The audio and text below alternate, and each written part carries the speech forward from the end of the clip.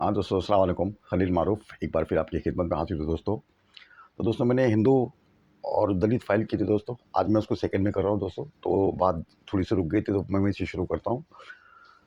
तो दोस्तों, आपने देखा कि उस लोग ने, मैंने आपसे पूरा उसमें बताया था कि दोस्तों ये ऐसे ऐसे इस्तेमाल करते हैं दोस्तों, लोगों को इस्तेमाल करते हैं। तो इस्तेमाल की बातों को दोस्तों, अब उसमें थोड़ी सी एक मजहबी गहरी बातें आपसे मैं कुछ करना चाहता हूँ दोस्तों। अ, और आप उसको देखें, मैं उसको आप उसको जज करें ज़रा दोस्तों। तो और उसमें उसमें काम उसमें जज करें और उसको फैलाएं दोस्तों। तो आप दोस्तों में कहीं बैठ के ऐसी बातें करें तो हमको दोस्तों, एक बहस चलती है तो दोस्तों, बहस चलती है तो वो बहस फैलती है और वो बहस वो एक अंजाम पे पहुँचती है दोस्तों। तो मैं समझता हूँ कि मैं सोचता हूँ जो को सुनकर ऐसा आप उसको बस वो ऐसा नहीं होना चाहिए, वो बहस वो ज़रा फैलना भी चाहिए दोस्तों। वो आप समझ रहे हो दोस्तों, मैं कभी वो ऐसी बातें नहीं करता हूँ, लेकिन ये मैं आपसे कहना ज़रूरी समझता हूँ दोस्तों। तो दोस्तों, आज इसमें मैं थोड़ा-सा ऐड ये करूँगा कि उसमें एक मुसलमान होता है दोस्तों। अब रही वो लोग मुसलमान के बारे में क्या सोचते हैं और मुसलमान उनके बारे में क्या सोचते हैं दोस्तों, ये एक बात आती है। ये एक अलग मैं आपको बता रहा हूँ दोस्तों।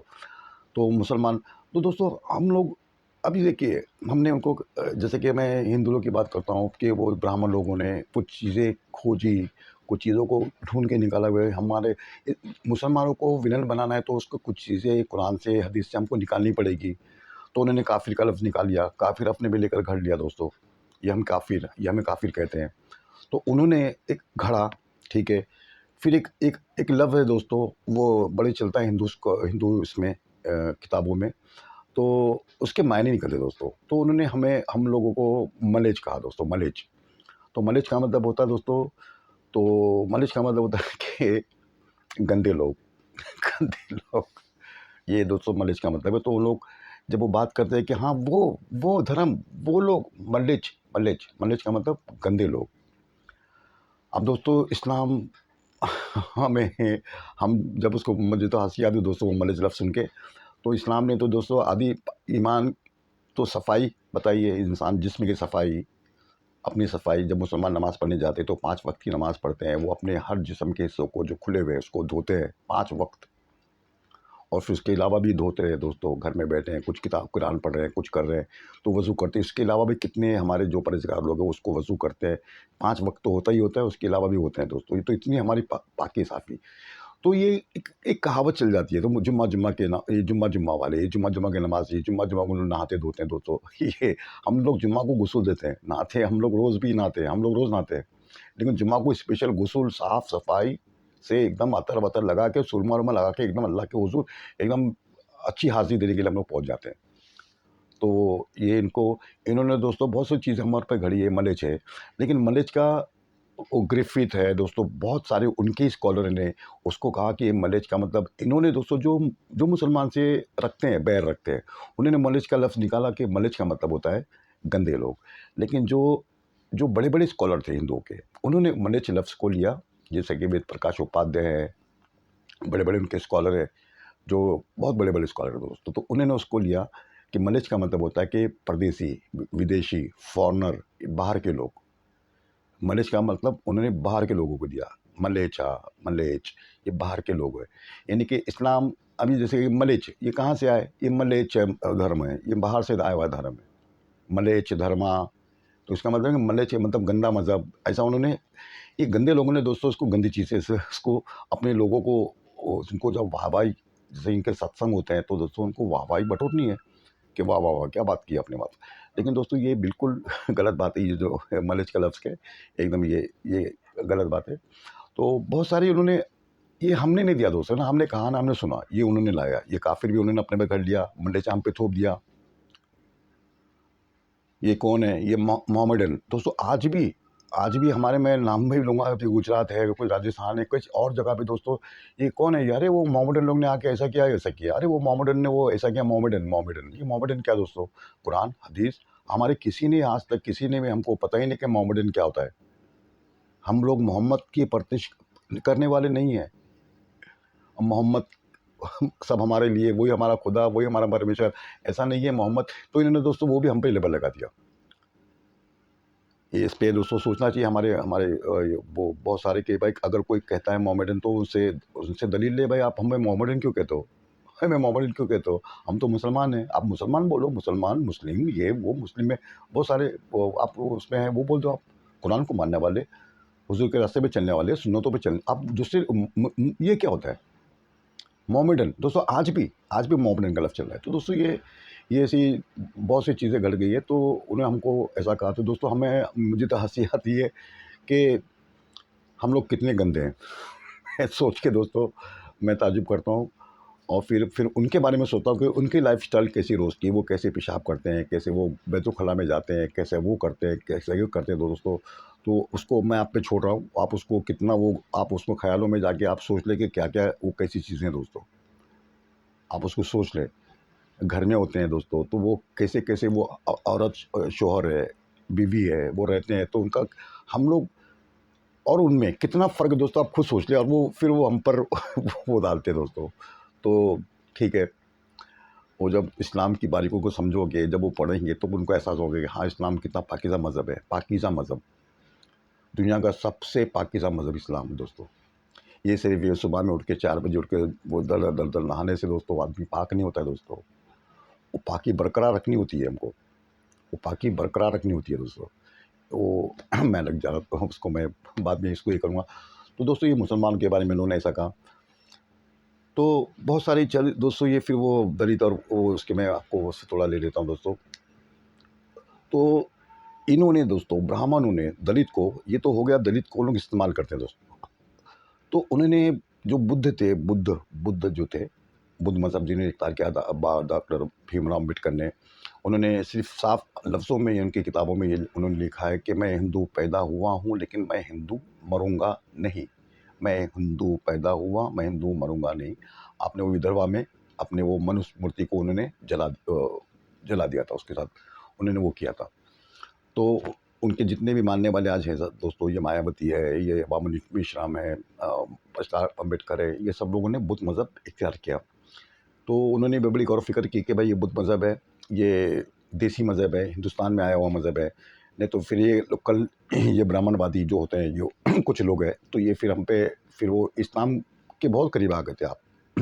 इस्लाम की, लेकिन वो इस्लाम की भीमराव अम्बेडकर ने इस्लाम की जो देखी चीज़ें, वो समाजी देखी थी दोस्तों, ये मुसलमानों को उन्होंने देखा। अगर वो कुरान को, हदीस को, सीरत को आप देखते हैं अम्बेडकर, तो वो कुछ अलग बात होती, लेकिन वो ऐसा नहीं हुआ, उन्होंने समाजी हालात देखे दोस्तों, कि एक मुसलमान है वो मूंछी का भी देखो दोस्तों, मूंछी भी है, कोई बाल भी काट रहा है, कोई मुसलमान कुछ ऐसे भी काम कर रहा है, कोई पंचर भी बना रहा है, कुछ कुछ भी कर रहा है दोस्तों। तो अभी वो दलितों में भी कुछ वो करते हैं, ऊँची जात वाले ब्राह्मण नहीं करते, वो बात अलग है दोस्तों। लेकिन वो जैसे कि वो काम वो करते हैं, जैसे कि अंसारी लोग वो काम करते हैं दोस्तों, तो वो भी कर लेते हैं। तो ऐसे ही वो बन गए दोस्तों हिंदुस्तान में। मैंने एक बनाई थी कि कैसी, बहुत पहले बनाई थी, 1 साल पहले मैंने आपसे बताया था। उसमें मैंने बहुत 2 बनाई थी, और उसमें मैंने बहुत बहुत बहस की थी उसमें दोस्तों, बात की थी कि मुसलमानों में ऊँच-नीच है या नहीं, एक ही सफ़ में खड़े महमूद है अयाज। मैंने वो कैसेट बनाई थी दोस्तों, उसमें मैंने खुल के रखा हूँ, मैं इसमें नहीं जाऊँगा अभी आज। तो दोस्तों वो ब्राह्मणवाद, अब वो दोस्तों ये ऐसी बात आती है, तो अम्बेडकर ने कहा कि मैं हिंदू मरा हूँ, मरूँगा हिंदू नहीं, मैं हिंदू नहीं मरूँगा। तो उन्हें उन्होंने बुद्ध मज़हब इख्तियार करके आप दुनिया से चले गए अम्बेडकर, भीमराव अम्बेडकर। तो दोस्तों उसके बाद ऐसा हुआ दोस्तों कि इन्होंने बुद्ध मज़हब को अपने इसमें लाके रख दिया कि भाई बुद्ध मज़हब भी हिंदू मज़हब है। वो 10 अवतारों में से एक अवतार बुद्ध अवतार को भी उन्होंने अवतार दिया। लेकिन बुद्ध की तालीमात दोस्तों बिल्कुल अलग थी। बुद्ध की तालीमात, ये ब्राह्मण जो तालीमात थी, इससे बिल्कुल उलट थी दोस्तों, ज़मीन आसमान का फ़र्क। बुद्ध को यहाँ से खदेड़ा क्यों गया दोस्तों? आपको पता है, अशोका है, ये मौर्य साम्राज्य जो था, बुद्ध को यहाँ से खदेड़ा क्यों गया दोस्तों? क्योंकि बुद्ध ने इनकी जड़ें हिला दी दोस्तों, किसकी? ब्राह्मणवाद की।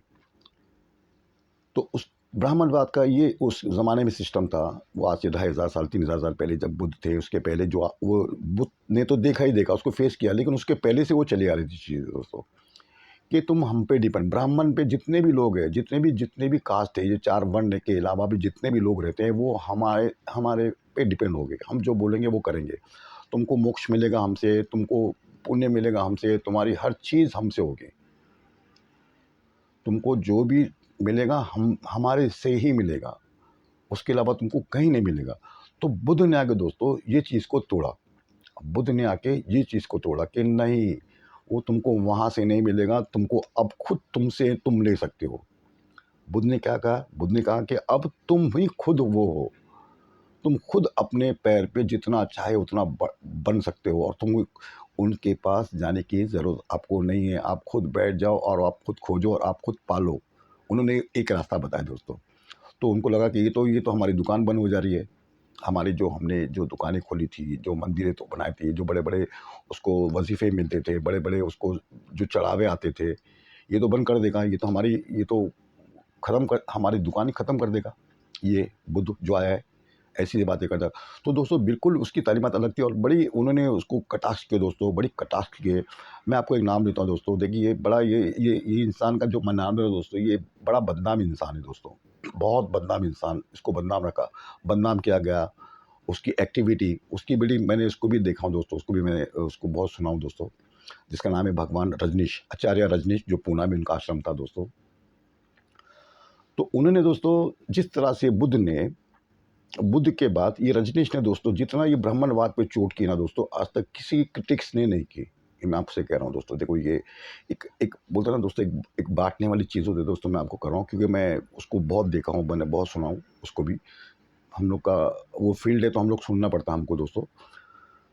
तो जितनी कटाक्ष दोस्तों रजनीश ने की, भगवान रजनीश जो पूना में थे, उत उतनी कटाक्ष दोस्तों किसी ने भी नहीं की। और फैक्ट के साथ, सबूत के साथ, प्रूफ के साथ दोस्तों, उसका उसकी काट नहीं दोस्तों किसी के पास थी। ये इनके पास इनकी काट नहीं थी दोस्तों।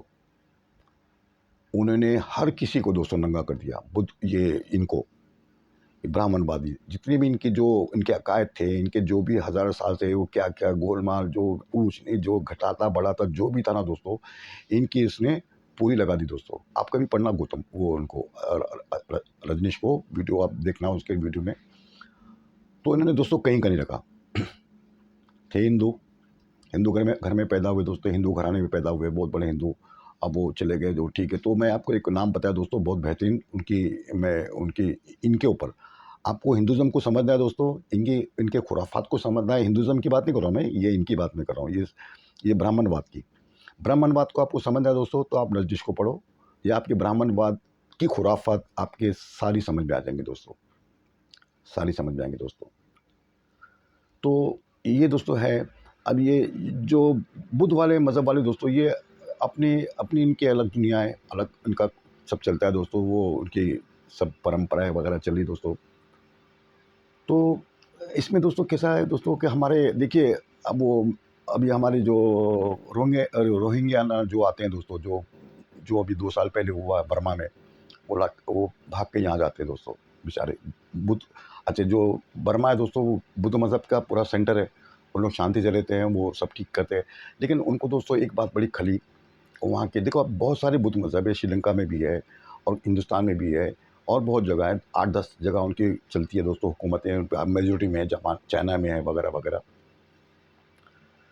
लेकिन दोस्तों ये रोहिंग्या मुसलमानों को दोस्तों, बर्मा में जो मुसलमान है दोस्तों, उनको जो तकलीफ दी जा रही थी दोस्तों, जो अभी तक दी जा रही है उनको, उसकी वजह दोस्तों आपको पता है क्या है? उसकी वजह है तालिबान। उसकी वजह है तालिबान। क्यों? क्योंकि उन्होंने दोस्तों बुद्ध का जो मुजस्समा था दोस्तों, वहाँ पे उसको तोड़ा। बुद्ध का मुजस्समा था, वहाँ उन्होंने उसको तोड़ा। तो जो बर्मा का जो वहाँ का बहुत बड़ा जो भिक्षु था दोस्तों, वो भिक्षु ने उसने उसको बहुत बुरा लगा वो चीज़। तो उसने कहा कि तुमने मुसलमानों ने हमारे बुद्ध के मुजस्समे को तोड़ा, हम तुमको सफ़ा कर देंगे बर्मा से। ये दोस्तों बहुत लंबी कहानी, मैं आपको शॉर्ट में बता रहा हूँ। तो हमको वहाँ से सफ़ा कर देंगे। दोस्तों मैं अपने दोस्तों से पूछता हूँ कि क्या फ़िलिस्तीन में आज सऊदी अरब ने फ़िलिस्तीन को, बैतुल मुक़द्दस को आज़ाद कराया था? क्या बैतुल मुक़द्दस में उस वक़्त क्या कोई चर्च नहीं था? क्या कोई सिनेगोग नहीं था दोस्तों? मुझे आप बता दें। हज़रत उमर का वाक़या तो आपको पता होगा दोस्तों। चर्च पादरियों ने कहा कि चर्च में जब जाते हैं आप, चर्च में बात होती थी, कुछ सब बात लास्ट मुलाकात थी, तो अज़ान का टाइम हो जाता है, तो हज़रत उमर रज़ी अल्लाह तआला अन्हु को नमाज़ का जब वक़्त होता है, तो पादरी ने कहा कि भाई आप यहाँ नमाज़ पढ़ लें चर्च में। आपने कहा नहीं, मैं यहाँ नहीं पढ़ूँगा, अगर मैं यहाँ पढ़ूँगा तो लोग कहेंगे चर्च में नमाज़ पढ़ना भी, तो वो चीज़ें बिगड़ जाएँगी, तो मैं नहीं जाता हूँ, मैं नमाज़ और जगह पढ़ूँगा, चर्च में नमाज़ आपने नहीं पढ़ी। तो चर्च मौजूद था दोस्तों। फ़िलिस्तीन आज़ाद हुआ, लेकिन चर्च को नहीं तोड़ा गया, चर्च को नहीं तोड़ा गया। अल्लाह ताला कुरान में कौम समूद कौमें जितनी भी कौमों का नाम लेके आपने कहा गया, तुमने देखा नहीं वो उनके साथ हमने क्या किया। तुम ज़मीन पे चलो फिरो और देखो कि हमने उनके साथ क्या किया, हमने उनके साथ क्या किया, हमने उनके साथ क्या किया। ज़मीन पे चल के देखो, ज़मीन पे आप चल के देखो क्या-क्या किया। तो दोस्तों आज मौजूद है दोस्तों, आज हमारे ट्राइबल्स वाले जो मुसलमान जो बेचारे घूमते फिरते हैं, वो वीडियो बनाते हैं, देखो हमने यहाँ गए, यहाँ ये चीज़ें हैं, ये पहाड़ है, ये गार है, ये इनके ये कौम थी, यहाँ ये इनकी कौम थी, यहाँ इनकी कौम थी, यहाँ एक गुफ़ा है, यहाँ गारें हैं। ये चीज़ें दोस्तों, ये चीज़ें दोस्तों थी। तो अफ़गानिस्तान में भी दोस्तों थी, क्योंकि अखंड भारत था। बुद्ध का जो राज था वो अफ़गानिस्तान से लेके वो कंधार, नरेश, कंधार और वगैरह-वगैरह इस तरह तो बहुत बहुत वो ज्योग्राफ़िकल उसका बहुत बड़ा इलाका था दोस्तों, तो वहाँ तक उसका राज था। तो वो लोग जहाँ जाते थे, वो मूर्ति बनाते थे। हाँ, वो अलग बात है कि बुद्धा ने कहा कि मैं कोई आखिरी बुद्धा नहीं हूँ, मेरे बाद भी एक बुद्धा आएगा, उसका नाम मैत्रेय होगा, जो सारी दुनिया को वो अब सीधी रास्ता बताएगा और वो सीधा उसको सही तालीम पहुँचाएगा। मैत्रेय हमारे बड़े-बड़े स्कॉलर ने उनको कहा कि ये मैत्रेय कौन है, तो वो मैत्रेय बड़े-बड़े स्कॉलर ने दोस्तों उसको कहा कि ये आप सल्लल्लाहु अलैहि वसल्लम है, कि मैं कोई पहला बुद्धा नहीं हूँ, मेरे पहले भी बुद्ध आए और मेरे बाद भी बुद्ध आएँगे और जो आखिरी बुद्ध आएगा वो मैत्रेय उसका नाम होगा। दोस्तों संस्कृत ज़बान होती है, एक पाली ज़बान होती है, तो औरों की ज़बान में दोस्तों हम लोग ढूँढने जाएँगे दोस्तों तो नाम दोस्तों ऐसे आपको मिलेंगे। तो वो ही मंथन होता है, मंथन के मतलब रिसर्च, सर्च करो, रिसर्च करो कि वो डिस्कवर करो कि कहाँ ये क्या चीज़ें मिलती है क्या। तो दोस्तों आज हमारे बड़े लोगों ने उसको ये करा, तो दोस्तों वहाँ पे ऐसे ही हुआ। अफ़गानिस्तान में वो बुद्ध का मुजस्समा तोड़ा गया। क्या ये इस्लाम की जो हमको अल्लाह ताला ने जो कुरान में हमको जो कहा गया है दोस्तों, ये चीज़ होती है दोस्तों। तो कुछ हमारे मुसलमान ऐसे भी हैं, वो उनसे उनका तो कुछ गया नहीं दोस्तों, लेकिन ये बेचारे जो लाखों मुसलमान यहाँ से वहाँ हो रहे हैं, उनकी तकलीफ़ें उनको हो रही है और वो सह रहे हैं बेचारे। तो ये दोस्तों ये आप पे मैं छोड़ता हूँ कि ये जो चीज़ें थी, ये इस्लाम की थी या गैर इस्लाम की थी। वो हम लोग वो मंज़र जो फ़तह मक्के का मंज़र दोस्तों, ये फ़तह मक्का का दोस्तों ये अलग एक ये चीज़ है दोस्तों ये। फ़तह मक्के की चीज़ अलग है दोस्तों ये।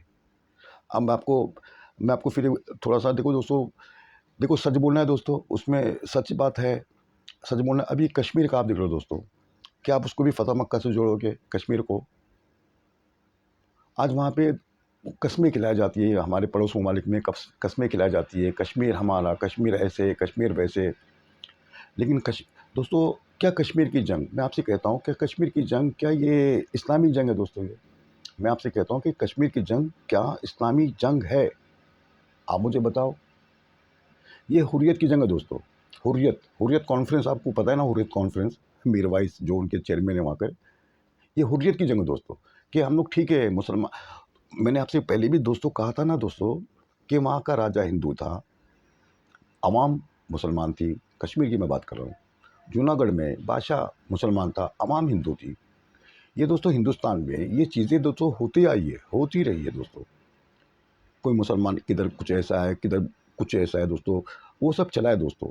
अच्छा ये फिर वो तो दोस्तों ये इस्लामिक जंग नहीं दोस्तों, ये बहुत मैं इसमें बात कर सकता हूँ दोस्तों और मैं बहुत बहस कर सकता हूँ इसमें, ये इस्लामिक जंग नहीं है, ये हुर्रियत की जंग है। अब उन्होंने उसको इस्लाम से जोड़ा, अब उन्होंने इस्लाम को जोड़ा, ये तालिबान वाले ने वो मुजस्समों को इस्लाम से जोड़ा। जबकि कुरान कह रहा है कि देखो, चलो फिरो दुनिया में देखो ये, इनके साथ कैसा हुआ, ये क्यों, ये कैसे और बहुत सारी चीज़ें दोस्तों ये। तो ये जंग उसके लिए दोस्तों, उसमें उसमें मैं दोस्तों मुझे ज़रा भी वो उसमें वो नहीं होता है कि मैं कुछ अल्फ़ाज़ मेरे वो मैं क्या कह रहा हूँ, कि मैं बिल्कुल उसको मैंने बहुत लोगों से और बहुत पहले बात की थी वो दोस्तों, तो मेरे पास उसको मैंने सामने वाले से मैं जब बात कर रहा था, तो उसने जवाब नहीं दे पाया दोस्तों मेरा, कि नहीं। मैंने उनसे यही कहा दोस्तों कि ये जंग है क्या इस्लामी जंग है बताओ? फिर मैंने बहुत सारी जंगों का उनको हवाला बताया कि ये बताओ, ये जंग इस्लामी जंग है क्या, हुर्रियत की जंग है? कि ये जंग ये आज़ादी की जंग है कि ये तो मैंने बहुत सारी बातें की दोस्तों। तो ये कश्मीर का जो मामला है दोस्तों, ये हुर्रियत का मामला है। ठीक है, हमारे लोग वहाँ मुसलमान हैं, रहते हैं, कुछ कुछ भटक जाते हैं दोस्तों। ये आईएसएस वाले, हम तो इनको ये कहाँ से ये याजुत माजुत हम लोग समझते हैं दोस्तों, कहाँ से ये नालायक लोग उठ कर आते हैं दोस्तों। ये आईएसएस वाले अच्छा हो गए, वो सब वो ख़त्म हो गए। ये ओसामा का सब हाल ऐसा हो गया दोस्तों। ये अब वो चीज़ शांत है, लेकिन लेबल लेबल दोस्तों लग चुका है, लेबल लग चुका है। इन लोग मिट गए दोस्तों। इनकी तंजीम में जो थी ना, अभी दो नाम जो मैंने आपके लिए ISI और वो जो जो थे अलकायदा, इनका नाम मिट गया दोस्तों। लेकिन लेबल दोस्तों, वो लेबल, ये लेबल है ना दोस्तों, ये खतरनाक चीज़ है दोस्तों। ये जो लेबल उन्होंने लगाया, सब ने लगाया हम पर लेबल कि सारे ऐसे या दो जैसे, उसमें दोस्तों बहुत आपने सुना भी होगा। तो ये लेबल दोस्तों, तो दोस्तों मैं कहना ही चाह रहा हूँ दोस्तों कि बहुत सारी तहरीकें चलती है, अपने दिमाग से चलती है, अपने उसमें चलती है दोस्तों, लेकिन तहरीकों को उसको कुरान और हदीस की रोशनी में और उससे इंसान और इंसानियत की रोशनी में आपको जो करना है करो। आप तहरीकें बनाओ, उसमें कोई रोकने वाला नहीं है। लेकिन उसमें आप जो भी मज़हब से मानने वाले हो, तो उसमें आप अपने मज़हब की बात करो, आप उसकी बात करो, उसके बाद इंसानों की बात करो, फिर उसके बाद इंसानियत की बात करो दोस्तों। तो ये सब चीज़ें निकल के आती है। हमको इस्लाम सबसे पहले इंसानियत सिखाता है, फिर हम लोग इंसानियत सीखने के बाद इंसान बनते हैं, इंसान बनने के बाद हम लोग मुसलमान बनने की कोशिश करते हैं, और जब मुसलमान बन जाते हैं दोस्तों, फिर वो हम लोग मोमिन बन जाते हैं दोस्तों। देखिए मोमिन बन जाते हैं दोस्तों हम लोग। फिर वो मोमिन जब वो कंप्लीट होता है दोस्तों, फिर वो हम लोग वो हमारे दर्जे वो शुरू हो जाते हैं वहाँ से। कोई वली बनता है, कोई कुतुब बनता है, कोई अब्दाल बनता है, कोई कुछ बनता है। ये सब वो हमारे दर्जे, कोई आरिफ बनता है दोस्तों, कोई कुछ बनता है। जैसे उसकी उसकी वो होती है दोस्तों, उसके उसको दर्जे उसको वैसे मिलते हैं। तो वैसा है ये इस्लाम का ये दोस्तों सबसे।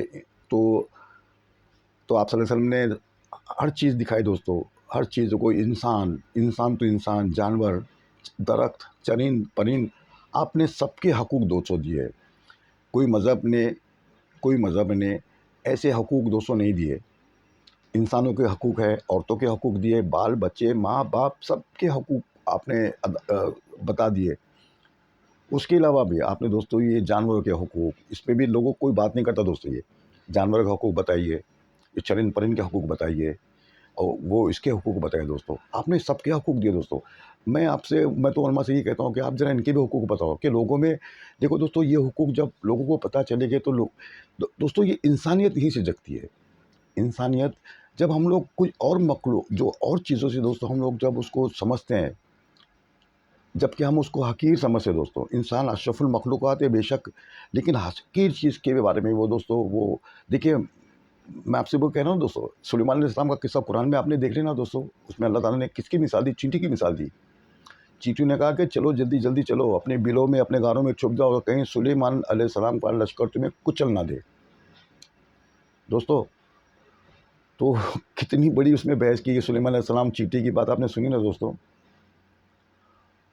वो हकीर चींटियाँ पता नहीं कितनी हमारी बाइकों में, हमारे मोटरों में, हमारी गाड़ियों में, हमारे जूतों में कितनी चींटियाँ मर जाती होंगी। लेकिन वो बात करिए दोस्तों, उनका एक सिस्टम है। तो उनको समझा गया दोस्तों कि वो उनकी कैफियतों को, उनके हाल को, उनकी एक्टिविटी को दोस्तों समझ ना गया, तो इंसान दंग हो जाता है। तो दोस्तों हमको इससे सीखना दोस्तों, हमको चींटियों से सीखना है, हमको चरिंद से, परिंद से दोस्तों। इसी को गौर फ़िक्र कहते हैं दोस्तों। ये गौर फ़िक्र का मतलब कि हमको उनसे सीखना है, ये कैसे जीते हैं, इनका क्या मिजाज, इनके कैसी चीज़ें, ये हमको दोस्तों सीखने वाली चीज़ है। इसको हमको लेना है। इसी को तो गौर फ़िक्र कहते हैं दोस्तों। गौर फ़िक्र में आप एक चीज़ के पीछे लग जाओ। गौर फ़िक्र आप सोचो, आज मुझे तहक़ीक़ करना है, इसमें कैसे क्या, आप बंद कर लो आँख, कैसे क्या, आपको पता ही नहीं चलेगा वो दिन कब गया कि रात कब गई। एक गौर फ़िक्र होता है। तो दोस्तों ये जो चीज़ें दोस्तों ना, इसको बहुत समझना ज़रूरी है दोस्तों। पहले इंसान की जान की कीमत बहुत बड़ी है। इंसान की कीमत जान की बहुत बड़ी, इसीलिए अल्लाह ताला ने कहा कि एक इंसान को मारा, उसने सारे इंसानों को मारा। जिसने एक इंसान को बचाया, उसने सारों इंसानों को बचाया। इसकी ये क्या फ़िलॉसफ़ी दोस्तों, ये क्या फ़िलॉसफ़ी को बताए। और हम तो इतना बता के हट जाते हैं कि देखो हमारा इस्लाम क्या बड़ा इस्लाम हमारा क्या तालीम देता है कि जिसने एक इंसान को मारा, उसने सारे इंसानों को मारा। जिसने एक इंसान को बचाया, उसने सारों को इंसानों को बचाया। इसकी फ़िलॉसफ़ी क्या है दोस्तों? इसकी फ़िलॉसफ़ी क्या है? इसकी फ़िलॉसफ़ी दोस्तों ये है देखो, हमको ये आयत के साथ अगर वो उसकी तर्जुमे भी है दोस्तों मिलते हैं, लेकिन इसकी फ़िलॉसफ़ी दोस्तों ना, इसकी फ़िलॉसफ़ी में दोस्तों इंसान इंसान की आँख खुल जाती है दोस्तों। इसमें देखो मैं आपको बता रहा हूँ, एक इंसान को मारा, उसने सारे इंसान को मारा, ठीक है? बचाया, सारे इंसान को बचाया, वो हो गई। दोस्तों हिटलर था, हिटलर ने कहावत चलती है दोस्तों कि उसने 60 लाख यहूदियों को मारा। अब उसने हमको कहा गया सिर्फ़ एक इंसान को मारा, उसने सारे इंसानों को मारा। इसने 60 लाख यहूदियों को मारा।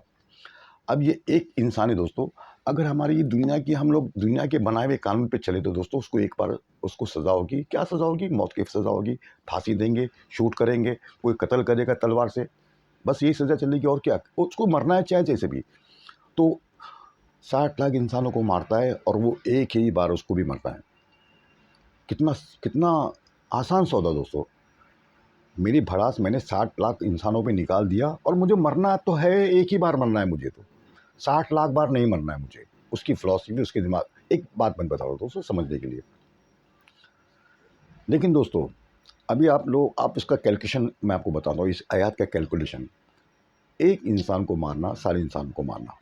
तो उसने 60 लाख में से दोस्तों आप उसको 60 लाख में से सिर्फ़ एक इंसान को लो, तो वो उस वक़्त जब वो मारा गया, जब वो मार रहा था, तो उस वक़्त धरती पे हमारी हमारी दुनिया में कितने इंसान मौजूद थे? समझ लो 5 करोड़ इंसान मौजूद थे, 5 अरब इंसान मौजूद थे। उस ज़माने में समझ लो 5 अरब इंसान मौजूद, तो एक इंसान को मारा, उसने सारे इंसानों को मारा। तो उसमें अगर आप कैलकुलेशन ऐसा लगा लो, मोटा-मोटा अंदाज़ा, उसमें 5 करोड़ इंसान थे। तो उसको एक इंसान की सज़ा 5 करोड़ बार उसको मिलेगी। यहाँ तुमको एक ही बार मरना है, फांसी लगेगी, शूट होगा, आप वो हो जाओगे। लेकिन अल्लाह के हुज़ूर आपको एक इंसान के बदले आपको 5 करोड़ बार आपको सज़ा दी जाएगी। और उसकी सज़ा में, ये सज़ा में बहुत फ़र्क है दोस्तों। उसका एक हैंडल चलता है तो ज़मीन तक उसकी वो गड़गड़ा जाती है। और उसकी तय, उसकी आग की तय दोस्तों, उसका अंदाज़ा नहीं है। मैं आपको वो उतना नहीं जाऊँगा, मैं सिर्फ़ उसको आपको ये बताना है। वो उसकी जो उसका एक वो ज़र्ब होता है ना दोस्तों, जैसे कि मैंने किसी को ऐसा हाथ से काट दिया छुरी से, तो हम लोग उसको दर्द होता है, लेकिन वहाँ का दर्द 1000 गुना ज़्यादा दर्द है दोस्तों उसका। उसकी वहाँ की सज़ा, अल्लाह ताला की सज़ा का, यहाँ की दुनिया की सज़ा से जो गर्दन काटते हैं, जो शूट करते हैं, 1 सेकंड में इंसान मर जाता है। लेकिन वहाँ पे दोस्तों वो इतना जल्दी नहीं, उसको 1000 गुना दर्द उसको सहना पड़ेगा। अब एक इंसान का सज़ा उसको 5 करोड़ साल बाद, और उसको 1000 गुना ज़्यादा दर्द के साथ वो मरेगा। अब ये इतने 1 करोड़ अभी इतने पूरे बाकी है दोस्तों। 59 लैक्स 99,099 ये लोग बचे हैं। इसका वो कितना भुगतेगा दोस्तों? एक इंसान, मैं तो हिटलर की मिसाल दे रहा हूँ मैं आपको। तो वो कितना भुगतेगा दोस्तों? हिटलर कितना भुगतेगा दोस्तों? कंप्यूटर में आप उसका कैलकुलेशन कभी कर लो आप, तो आपको अगर कोई इंसान वो कैलकुलेशन कर लेना दोस्तों, उसकी रूह काँप जाएगी कि ऐसी सज़ा, और इतनी सज़ा, इतनी दर्दनाक सज़ा मुझे वहाँ मिलेगी। तो दोस्तों उसकी क्या मजाल है कि वो इंसानों को वो सोच भी ले कि मैं किसी को मार दूँ जान से। उसकी क्या मजाल है कि वो इंसान को मारे। हो गई। अब बचने वाली बात दोस्तों ऐसे दोस्तों, अगर किसी किसी को मैंने बचा दिया दोस्तों, किसी इंसान को मैंने डूबते से किसी को खींच लिया, बचा दिया, तो दुनिया में समझो दोस्तों 5 करोड़ इंसान है तो दोस्तों, तो वो 5 करोड़ इंसान का 5 अरब इंसान की बात कर रहा हूँ मैं, करोड़ नहीं। अगर 5 करोड़ इंसान, अरब इंसान बसते हैं दुनिया में, तो 5 अरब लोगों इंसान का दोस्तों उसको उसका सवाब उसको मिलेगा दोस्तों। उसकी जन्नत बड़ी से बड़ी, बड़ी से बड़ी, बड़ी से बड़ी, इतनी बड़ी कि वो हैरान हो जाएगा दोस्तों। उसको ऐसे इनामात, ऐसे उसको तोहफ़े जन्नत में अल्लाह ताला अता फ़रमाएगा कि वो हैरान हो जाएगा दोस्तों, कि अल्लाह ताला इतनी बड़ी, मैंने एक इंसान को बचाया, कोई मर रहा था मैंने किसी को पानी पिलाया, कुछ मर रहा था तो मैंने उसको दवाई दारू करवा दी, उसको बचा लिया, और मुझे इतना इनाम, सोच भी नहीं सकता दोस्तों, सोच भी नहीं सकता है। अल्लाह की कायनात, मैंने आपको एक कैसेट बनाई थी दोस्तों, बहुत पहली कैसेट है, 1 साल पहले बनाई थी, तो मैंने कायनात का उसमें ज़िक्र किया था दोस्तों, कायनात कितनी वसी है और कितनी बड़ी है। मैं इंशाल्लाह उसको, मैं वो ज़रा उसमें आवाज़ का प्रॉब्लम था, तो मैं आपको फिर वो कायनात के बारे में मैं आपको बताऊँ कि अल्लाह की कायनात कितनी बड़ी है और कितनी वसी है, और हम लोग कहाँ हैं उसमें। हम लोग कायनात में, हम लोग क्या है दोस्तों? तो दोस्तों जब हम लोग कायनात को समझेंगे कि ये कायनात है, तो हम लोग दोस्तों, हमारी औकात उसमें दोस्तों, उसमें कितने ज़ीरो भी लगाएँगे ना दोस्तों, वो उसको माइनस वाले ज़ीरो, तो भी नहीं पहुँचा पाएंगे, क्योंकि हम लोग बोलेंगे बाप रे इतनी बड़ी कायनात में हमारा क्या। तो दोस्तों उसमें भी इंसान गुरु काँप जाती है दोस्तों। तो फिर हमें करना क्या है? तो फिर अल्लाह ताला कुरान में इरशाद फरमा के, तो हमने तुम्हें पैदा किया मेरी इबादत के लिए, जिन और इंसान को पैदा के लिए मेरी इबादत के लिए। मेरी इबादत करो, मेरी हम्दो सना करो, मेरी बड़ाई करो, मेरी हम्दो सना, मेरी बड़ाई करो, शुक्र करो। ये दोस्तों अल्लाह चाहता है इंसानों से। इतनी बड़ी कायनात दोस्तों, इंशाल्लाह मैं आपको वो उसमें दोस्तों और मैं डिटेल में बताऊंगा। तो टाइम देखता हूँ दोस्तों, 30 मिनट हो गए, तो लोग वो हो जाते हैं। तो दोस्तों मैं इंशाल्लाह उसको, और वो कुछ मौजू निकलेगा दोस्तों, मैं मौजू से हटता हूँ, माफ़ करना दोस्तों। तो बात चल जाती है दोस्तों, तो चलती है, तो ये माफ़ करें। तो इंशाल्लाह फिर मैं वो उसको वापस से उसको दोस्तों रिपीट करूँगा इंशाल्लाह। अपना ख्याल रखें दोस्तों, बहुत ख्याल रखें। अस्सलाम वालेकुम।